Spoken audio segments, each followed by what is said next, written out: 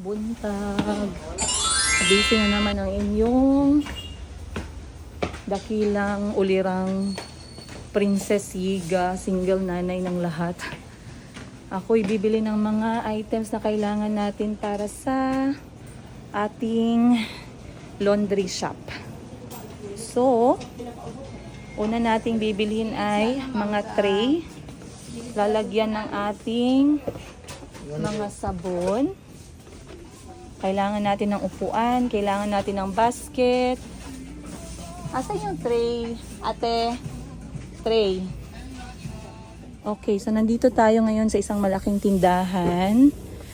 Ito ay tawag sa amin Unitop, kung saan lahat ay mura at makaapas ang pobre.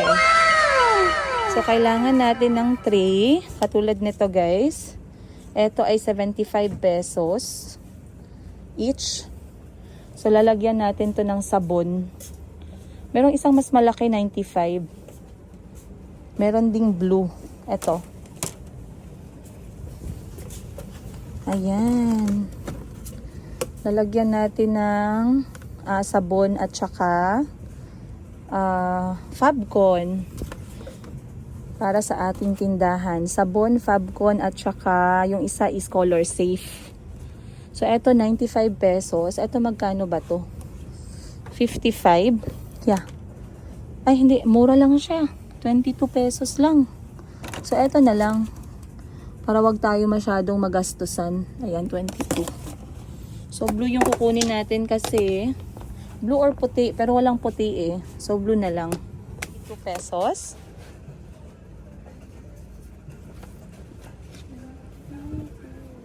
Tama ba? Ay, clamp siya, ma'am. Ay, clamp. Clamp pala. So saan, magkano siya? Kasi eto magkano? 95. 89. Ay, 89. Yes, ma'am. Eto 60. 89 yan. Ay, magkano? 89 yan. Opo. Mas mura to, 69. Okay. Dito tayo sa 69 pesos. Eto maganda oh. Para malinis tingnan. Tsaka madali lang siyang linisin. Walang white. Color white. So, yung kulay natin, white, blue, at saka yellow. Pero bakit ito gray? So, ito guys, 69 pesos. Not bad. Kuha tayong tatlo para organize yung ating magiging tindahan. Meron din dito.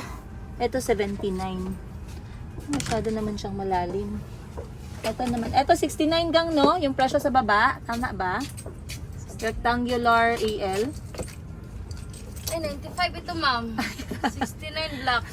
Black 69 si black. Ito, ma'am, black. Ah, okay. Black lang ang color. Yes po.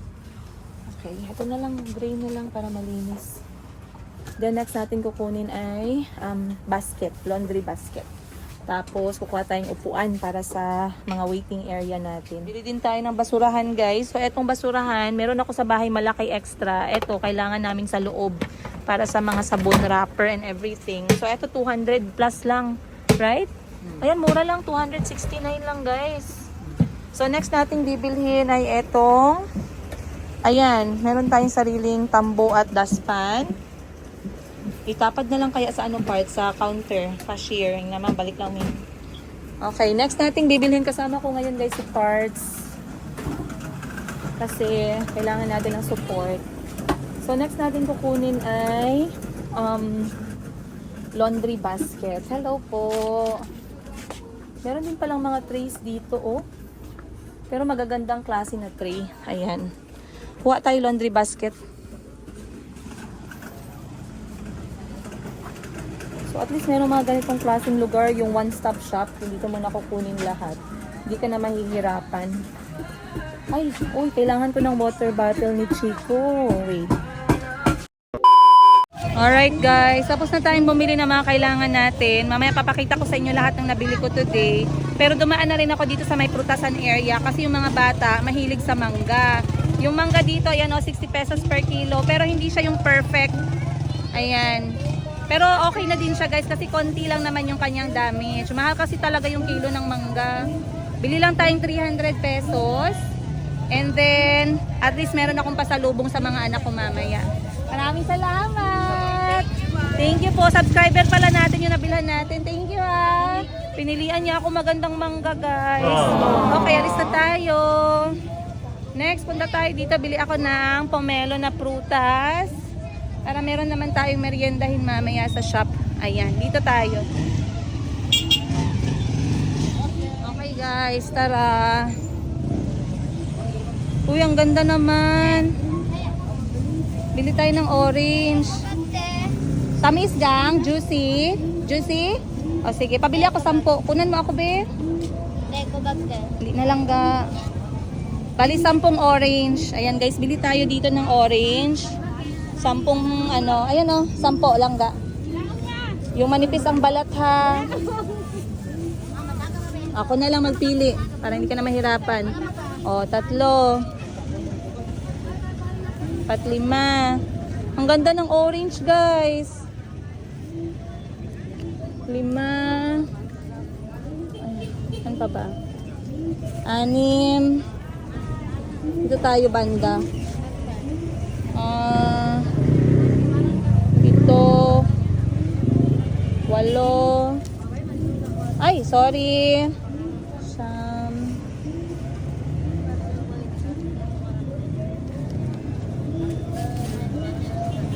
May free? Walang free? Bakit walang free? Okay. Alright. So, thank you ha. So, 10 piso. Bili lang ako 10 piraso para 100 pesos. Okay, mabigat na yung dala ko guys. So, nauna na si Part sa sasakyan. Ako'y ano na. Ako'y magko-cross. Ay, gusto ko palang bumili ng red beans.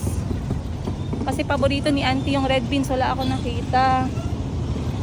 Okay, dito tayo.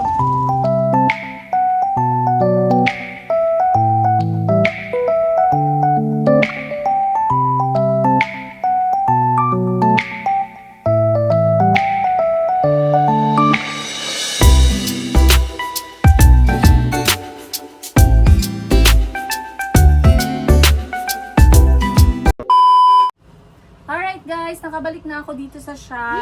And alam ko yung una ko na share sa inyo is sabi ko nga yung capital sa laundry business na 800,000 pesos approximately. Yun lang yung mga malalaking mga items or yung mga crucial para sa negosyo na laundry business. Hindi kasali dun yung mga maliliit na bagay at iba pang accessories para sa inyong sisimula ng laundry. So ngayon namili ako ng mga bagay na gagamitin namin. Papakita ko sa inyo para meron kayong idea kung ano yung mga binili ko and kung magkano pa yung mga aabutin ng gastos natin. So unang-una kailangan natin ng table at saka chair. Chair para upuan ng mga nag-aantay. Table para pwede din siya gamitin kapag ka nagfo-fold yung ating staff dun sa laundry shop natin. Pero meron na akong chair at meron na akong table sa bahay. So, hindi ko nabibilhin yon. These are the things that I bought today. And I spent like 1,000. Ay, naku. Nakaspend ako ng 2,000 pesos. Etong napamili ko. At saka 1,250 para sa supot dun sa ating laundry supot. So, yung supot guys, papakita ko, ganito po siya. Ang sukat po nito ay 20 by 30. 20 by 30 inches ang kanyang sukat. Ito po yung ginagamit ng mga laundry shop, yung manipis na plastic na magaan lang naman siya. Tapos kung i-compute mo, yung isang plastic ay 2 pesos each. So, bumili na ako ng 500 pieces nito para meron na tayong stock. At least 500 lang muna. So, this one, I paid 250 pesos for this, guys. Bumili ako ng 5 pack. So, that is 1,250 pesos. Other than that, yung 2,000 pesos ko na expenses today, bumili ako ng, ayan, bumili po ako ng record book. So, itong record book, kailangan to para sa manual na record. Dapat meron tayong record book palagi. Bumili ako ng maliit na calculator, sariling calculator ng laundry shop. Isa lang ang binili ko guys. Bumili po ako ng gunting. Para naman to sa ating fabric conditioner at sa ating liquid detergent para hindi siya magkapunit-punit at masayang. So, dapat meron talaga tayong gunting. Magamit nyo din talaga to kasi yung gunting, it's essential siya sa mga negosyo. Bumili na rin ako ng maraming ball pen. Ayan. Red at saka blue. Yung red para sa remarks, yung blue para sa pagsusulat lang. And then, bumili tayo nitong chamois na tela para sa salamin, sa glass. Ayan. Other than that, bumili din ako guys ng, pinakita ko sa inyo kanina, etong set ng dustpan at saka walis. Kasi importante din talaga yan. Minsan iniisip natin, mamaya na yan, hindi naman mahalaga yan. Pero you will see that after 30 minutes ng negosyo mo guys, marumi na agad yung sahig mo, marumi na agad yung palibot mo. So gusto mo talagang maglinis. So dapat meron na yan talaga palagi. And bumili na rin ako ng basurahan. Ayan. So etong basurahan na napili ko, medium size lang to. This is 30 liters. At saka, syempre para automatic, wag na tayong ma-stress, plastic bag or garbage bag. Kanina pinakita ko din sa inyo na bumili ako nitong tray para lalagyan ng ating mga laundry products and etong pampunas. Pampunas sa machine, pampunas sa counter, pampunas sa table, pampunas kahit saan. Para naman kahit na maliit yung negosyo natin, malinis. Ayan. So overall, nakagastos po tayo ngayon ng 3,200 pesos sa pinamili ko lang na to. So yan, top up nyo pa yan guys kapag ka nag-start kayo ng negosyo. Anyway, kahit anong negosyo naman meron talaga dapat kayong talaga kayong tawag nito budget para sa mga basic needs ninyo. Ang maganda lang dyan, hindi nyo naman siya laging bibilhin. Yung basurahan, isang beses lang. Yung walis at saka yung dustpan, isang beses lang. Yung mga gunting, isang beses. Calculator. Yung bibilhin nyo lang ulit talaga, yung plastic. Ayan, tsaka yung mga laundry, laundry products. And sa akin guys, ang gagawin ko is, kapag ka full service, syempre kasali na yon yung laundry products. Pero magbibenta din tayo ng laundry products on the side. Para sa mga maglalaban na walang dalang sabon at fabric conditioner. Ayun. So far so good. And, eto nga pala guys, nanghingi ako ng idea dun sa pinuntahan ko na provider natin. So sabi nila nagbibigay din sila ng loyalty card kasi naisip ko magbibigay din ng loyalty card. Kaya binigyan nila ako ng sample and gumawa po ako ng aking sariling card din. Eto, pakita ko sa inyo guys ha. Wait lang.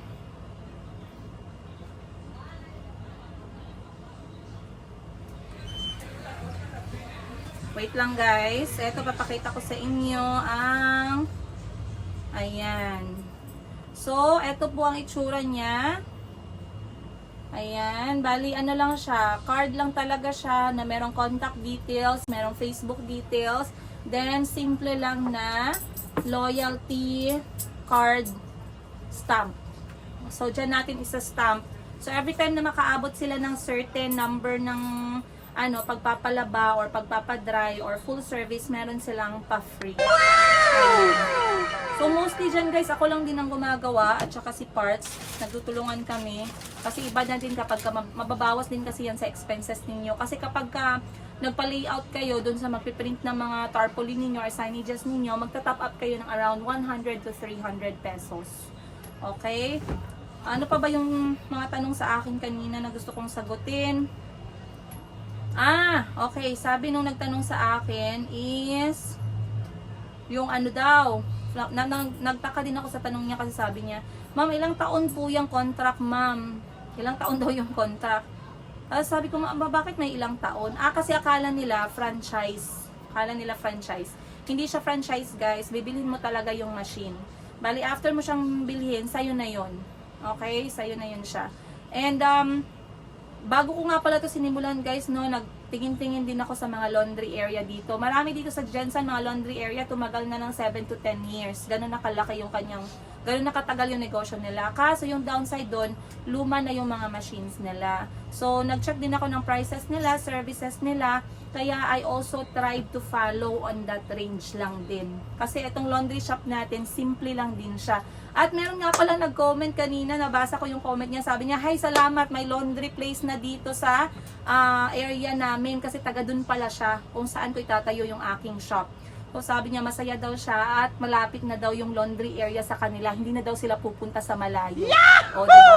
So ganun guys ang kagandahan doon. At syempre sa lahat ng mga manonood na taga Jensan, dyan at saka taga Labangal, Barangay Labangal, Saway. Ayan, dyan po itatayo yung ating laundry, kauna-unahang Laba Lobby Jensan. So kita-kits po tayo. And of course, sa mga may negosyo dyan, meron man kayong spa, meron kayong massage place, meron kayong inn, meron kayong hotel, motel, ang ano ba man dyan, kailangan ninyong magpalaba ng mga gamit ninyo. Please guys, contact nyo na lang ako. And ito po yung ating contact number. Ayun. Maraming salamat once again. And time check natin. Mag-alas 12 na. So manananghalian muna ang all. And then I'll see you more guys on today's episode. Hindi today's episode. The next episode. Ayun. Maraming salamat po sa lahat ng nanood at nag-comment sa last recent upload natin. I'll see you on the next one. Much love, Princess Higa. Ay, naku. Ito pala guys, mga delay ko na gusto kong i-share sa inyo. Naalala ko na naman kasi ilang beses na ako naka-receive ng message na nagtatanong kung kamusta na daw yung mga negosyo na sinimulan ko sa Uganda, Africa. So, mostly sa mga nagtatanong guys, yan yung mga nakasunod na sa mga videos namin. Way back pa talaga. At nakasunod sa kwento namin sa Uganda, Africa. Kasi doon kami tumira na mag-aapat na taon. So, na-curious, maraming nagtatanong. Kung isa ka sa nagtatanong dyan, ayan, isi-share ko na kung ano nga ba talaga ang nangyari doon sa negosyo na sinimulan ko sa Uganda, Africa. Sinimulan namin. So, basically guys, mga parang 3 negosyo yung nagawa namin in a course of 3 years. Yung isa po ay sari-sari store. Kung maalala ninyo, gumawa po ako ng isang episode doon nung nasa sari-sari store ako sa Africa. Then, ang ikalawa is yung aming travel and tours, yung Meraki Africa Safaris Travel and Tours na nakafocus sa mga travel and tour packages sa Africa continent. And lastly is yung aming wholesale na Chapakuko na tindahan. So, to be honest sa inyo guys, simula nang umalis ako sa Uganda, hindi na ako masyado nagkaroon ng update about dun sa tindahan. Kasi iniwan ko na din lahat ng mga responsibilities ko right away. So, during that time, ang last kong narinig, I believe sa sari-sari store talaga guys, nag-close talaga yung maliit na sari-sari store na yon. So, isa yon sa magandang negosyo namin. Though maliit lang siya, maganda kasi yung, yung profit kapag ka-retail. Maganda yung kanyang markup kasi nga naka-retail ka.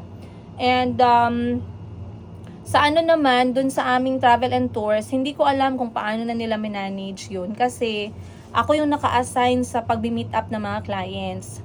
So, of course, start-up pa lang siya and nag-gather pa lang kami ng trust ng mga customers namin, mga clients namin. So, talagang word of mouth lang yung marketing namin that time.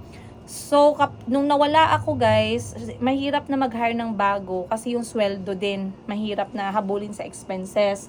So, hindi ko lang alam kung anong ginawa nila dun sa travel and tours. I believe, tinatry pa rin nilang i-operate yun, pero hindi ko nakilala o hindi ko na alam kung sino yung mga nag-handle.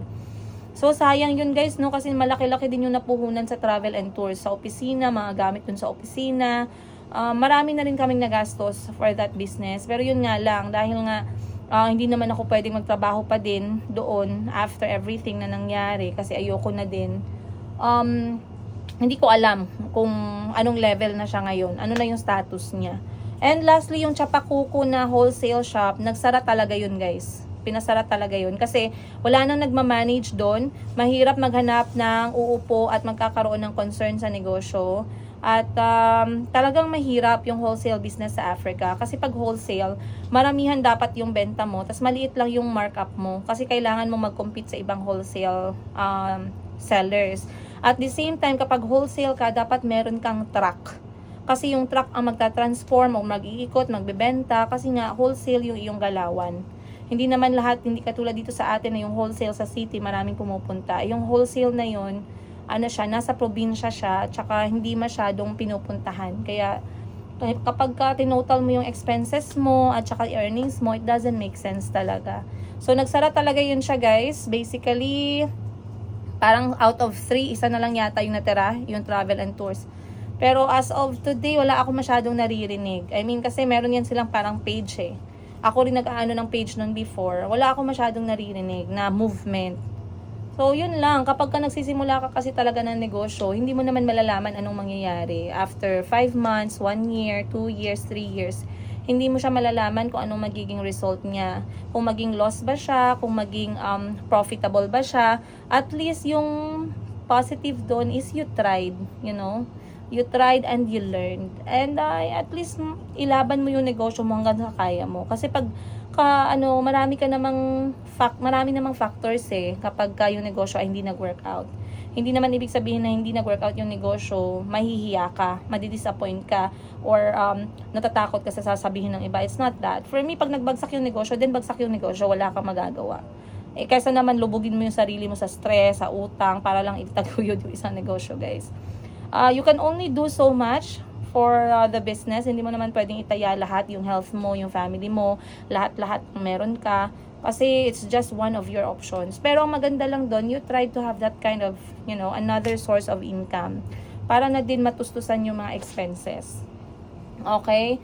So, sana sa lahat ng mga nagtatanong about sa negosyo namin sa Africa, sana ngayon ay, ayan, updated na kayo, guys. And, ayun, sayang din talaga. Pero marami din ako natutunan, guys. Marami akong learning for those business. Ayun lang, guys. So, once again, maraming salamat. And ako muna pinakuha ko itong mga pictures. Kasi gusto ko siyang tingnan. Gusto kong i-share sa inyo yung mga memories ko dito. So, again, maraming salamat you guys. I'll see you on the next episode na lang mamaya. And, yeah, much love from Princess Higa.